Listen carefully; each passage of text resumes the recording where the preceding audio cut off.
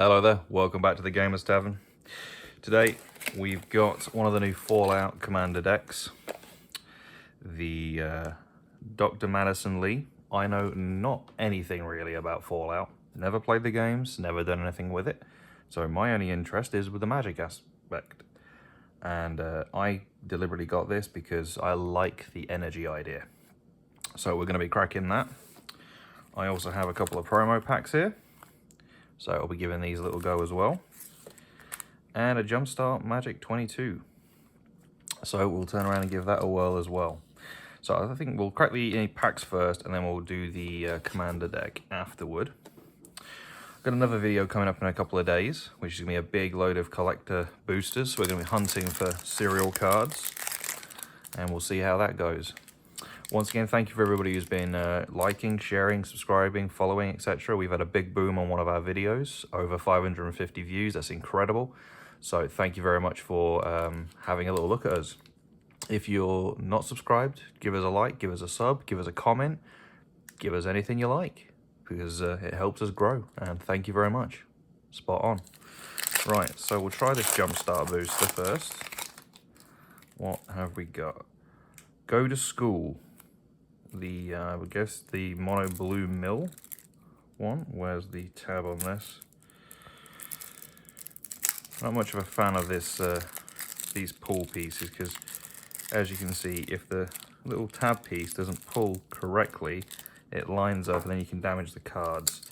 So trusty knife will do the job without damaging, because that's the worst thing. You don't want to be damaging your cards or anything else along those lines. So, Go to School. Heuristic Study. Oh wow, look at that.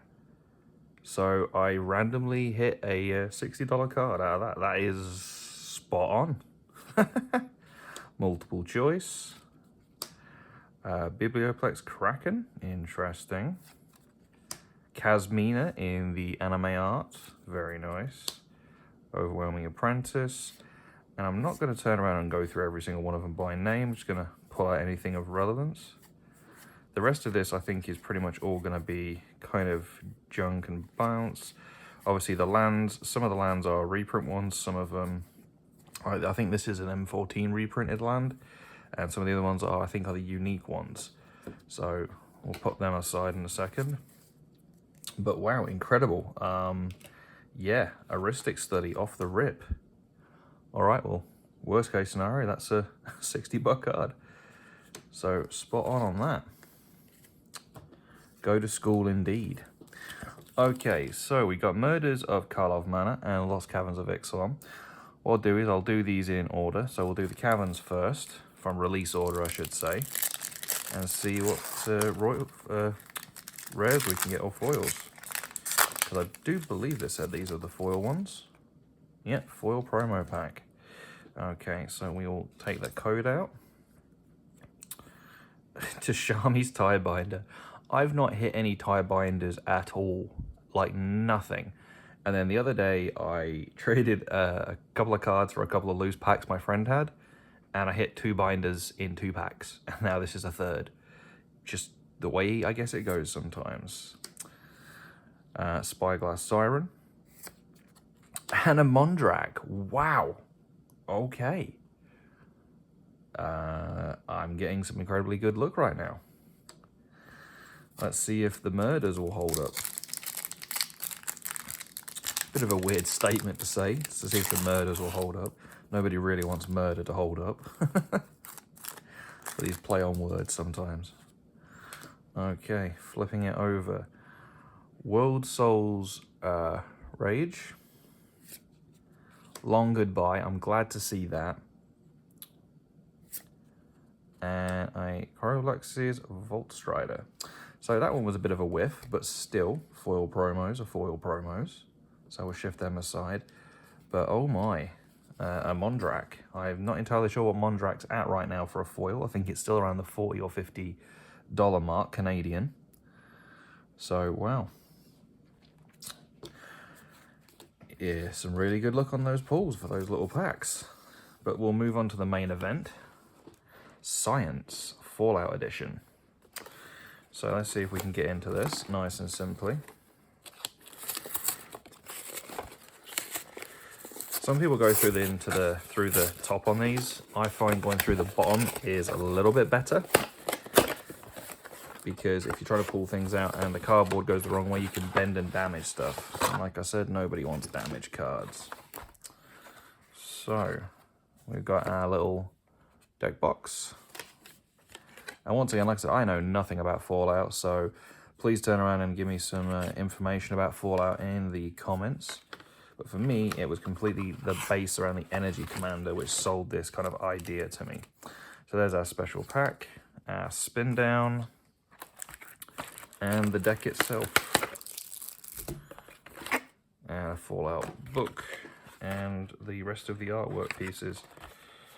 I always think it's important to check in all of these just in case, and the reason I say that is a local friend of mine, I forget which Lord of the Rings pre-con he bought now. I think it could have been the elf one, but he got one, and when he opened it, he actually had 2 of the promo packs in it. It was a complete, obviously, lucky strike, but yeah, realistically, some poor bugger out there ended up with none, and he ended up with 2. So I guess that's the way it goes. Okay, well, we'll do the deck afterward. I'll quickly open up this pack, because for the people who have already seen these decks opened, you kind of want to know what's in the packs, don't you? These are the hidden pieces, not the deck lists. So, what did we get?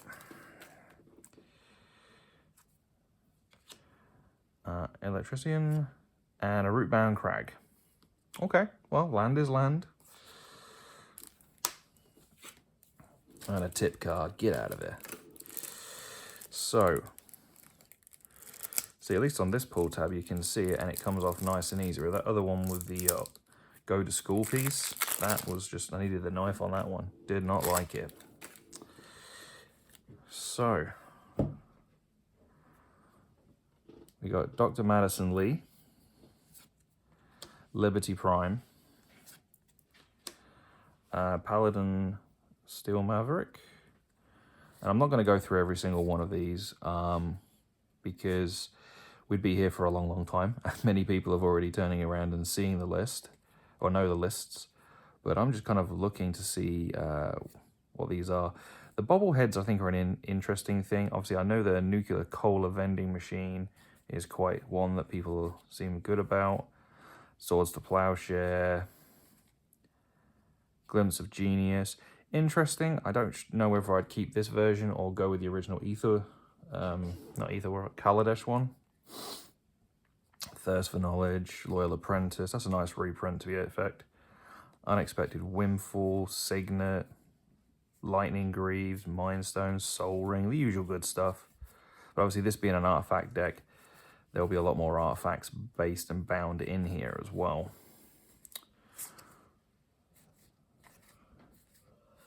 Well, I definitely think this deck's got a lot of roots to it. It's got a lot of potential. I don't think a lot of the Commander decks sometimes have the reach. You have to put a lot of stuff in them. This one seems like quite a cohesive package where it's got a lot of stuff that's going to push and give you the value to play with. Not necessarily the monetary value, but definitely the physical value to play. And obviously this does need the upgrades, but you know, what EDH deck out of a pre-con realistically doesn't need a bit of upgrading. But yeah, okay. The command tower, I think, obviously I don't know the Fallout story or the lore or anything, but it does look a little bit kind of minimalist, which I guess looks quite nice in respect of the artwork, because sometimes a lot of the artwork does seem very over the top. But yeah. The one thing I did notice is a lot of people have made the comment of a lot of the lands in this product, whether it's the Fallout one as a general consensus. I'm trying to find a land in so I can turn around and utilize one. I guess the one I got from the pack, the Rootbound Crag, a lot of it has been a lot of the Doctor Who lands just reskinned. People have been obviously kind of saying, hey, you could have given us a different land or done something else with it. But realistically, I can see both sides of the argument. Yep, they could have given us different lands. It's not just a reskin, but at the same time, lands is what makes the game go round. So, you know, do you want a deck that's going to work 50% of the time, or do you want a deck that's going to work 85% of the time because at least you've got relatively good land? I think I'd rather take the land and have the statistical win. The full arts, these are nice. I do admit the artwork on these is very nice. And obviously there's the tokens. And of course, what do we do with the tip cards on this channel? Get out of here. Throw them away. So, and the Dr. Madison Lee thick stock. Some people really like these. I personally don't. I think if you're going to do an etch foil version in it, the thick ones, I don't really like them. I think you should just do it as an etched version, and that way when you open the deck, you have the choice of the two artworks you want to play with, as opposed to having one which is technically tournament legal and one which is not. Because of, obviously, if it gets shuffled into your deck or any other variation or something, you can feel the thickness, which is the difference. So most of these go to my little boy, and he just throws them around, plays with them, uses them as frisbees, or, you know, whatever he feels like doing with them. So, well, as a little bit of a recap on this, I cannot wait to build this deck. I think it is going to be incredibly fun. I have my Aetherworks Marvel ready to roll. Been a while since that baby's been busted out, since the competitive standard days of it. And we got a longer buy, which really do like that one in that artwork. We got the Ristic Study. We got the Mondrak, the Casmina in the anime, and a Tide Shaper. The rest of everything else is a little bit hit and miss. But you know what? That alone is phenomenal. So, thank you for joining me at the Gamers Tavern. Until next time, see ya.